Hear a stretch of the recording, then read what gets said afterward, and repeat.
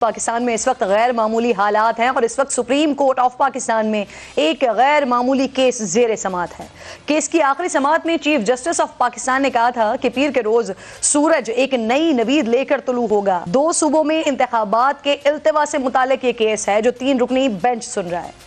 इत्तेहादी हुकूमत ने बहुत खुलकर 3 रुकनी बेंच पर अदम एतमाद का इजहार कर दिया है और कुछ ऐसी खबरें भी जेर गर्दिश हैं कि मुमकिन है इत्तेहादी इस कार्रवाई का बॉयकॉट कर दे। अब कल सूरत हाल वाज़ेह हो जाएगी। पाकिस्तान तहरीक इंसाफ के सीनियर रहनुमा फवाद चौधरी साहब जो कहते हैं कि एक और वजीर आजम को घर जाने की तैयारी कर लेनी चाहिए। उनके मुताबिक फैसला हो चुका है, अब सिर्फ अमल दरामद बाकी है। आपको याद होगा नाज़रीन कि 16 मार्च को इमरान खान ने सबके साथ बैठने की हामी भरी थी, लेकिन आज फिर उन्होंने यू टर्न ले लिया है और कहा है कि वो किसी ग्रैंड डायलॉग का हिस्सा नहीं बनेंगे।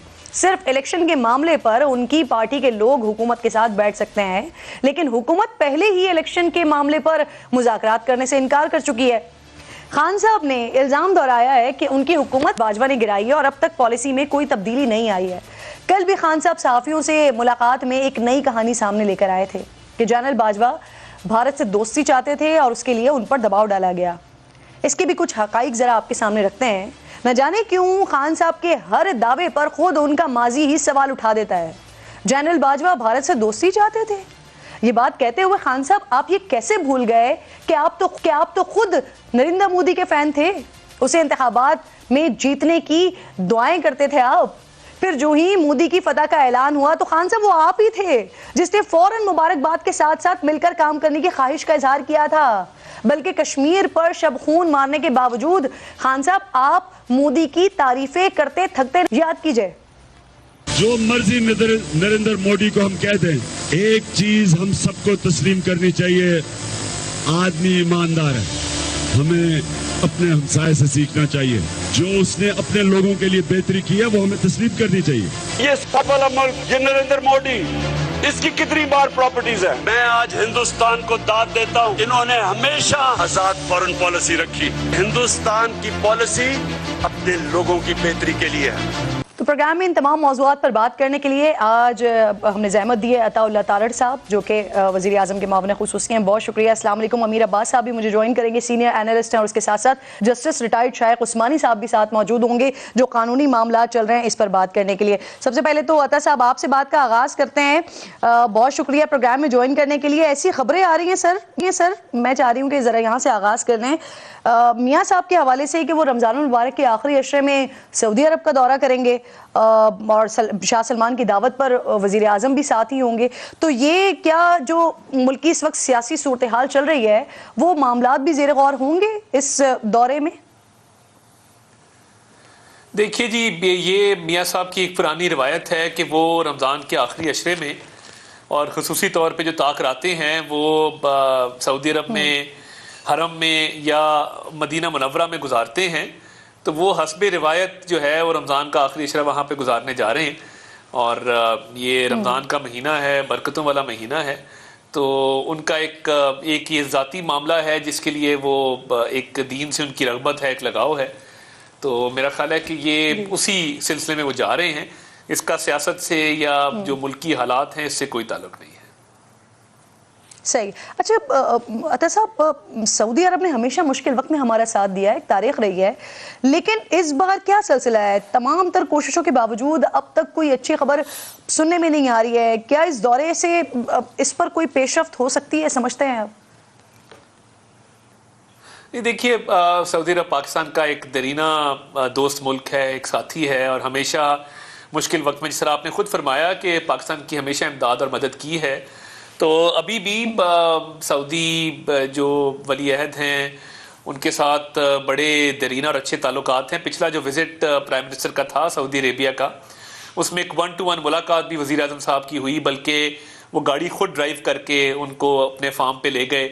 वहाँ पे एक तवील 1-to-1 मुलाकात हुई थी। तो सऊदीया की तरफ से जो कोऑपरेशन पाकिस्तान को एक्सटेंड की जा रही है, जो ताउन किया जा रहा है, मैं समझता हूँ कि वो तारीखी है और इंशाल्लाह आने वाले दिनों में इसमें मज़ीद ताउन बढ़ेगा भी। और ये IMF का मुआहदा तय होने के बाद जो दीगर दोस्त ममालिक हैं वहाँ से भी मज़ीद जो है वो इमदाद के हवाले से भी और ताउन बढ़ाने के हवाले से भी मज़ीद इंशाल्लाह अच्छी खबरें आएंगी। सही। आने वाले कल के दिन पर बात के बारे में कहा जा रहा है कि कल का दिन बड़ा तारीखी होगा। चीफ जस्टिस साहब ने आखिरी समाअत में कहा था कि जो पीर का दिन होगा वो नई नवीद लेकर तुलू होगा। क्या एक्सपेक्ट कर रहे हैं आप? आपको भी कल के दिन कोई अच्छी नवीद नजर आ रही है?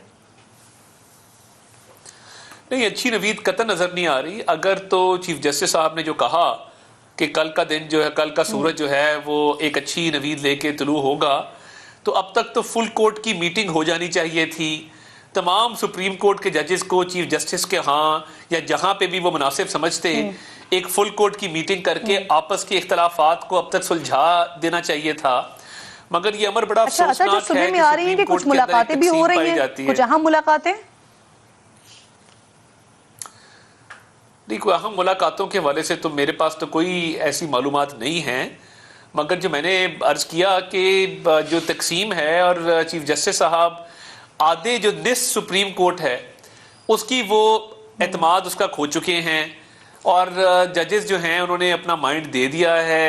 वो बेंच से रिक्यूजल हो यानी केस सुनने से माजरत की शक्ल में हो, वो 4-3 के फैसले की शक्ल में हो, या काजी फायदीसा साहब का वो ऑर्डर हो जिसमें उन्होंने ये बिल्कुल बात क्लियर कर दी कि ये 184C के मामलात, बेंचेस की कॉम्पोजिशन, इसके रूल्स बनेंगे तो ये मामलात आगे चलेंगे, उसके बगैर ये मामलात आगे चल नहीं सकते।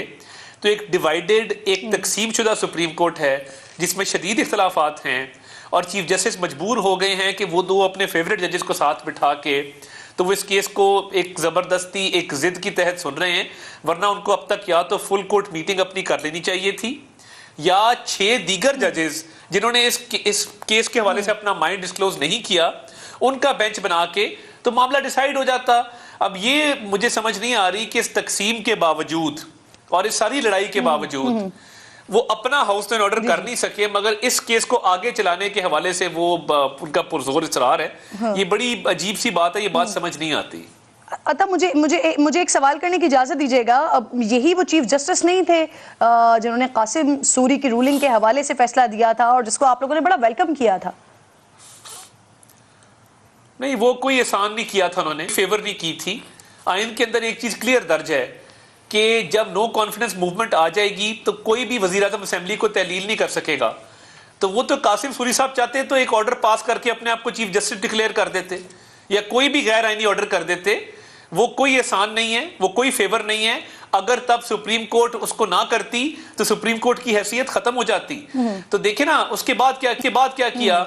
उसके बाद 63A की गलत तशरीह 2 दफा आइन को रीराइट किया गया है। उन्होंने पहली दफा तब खुद नोटिस लिया, हुकूमत गई और फिर इसी वजह से आज आप लोग हुकूमत में बैठे हुए ना।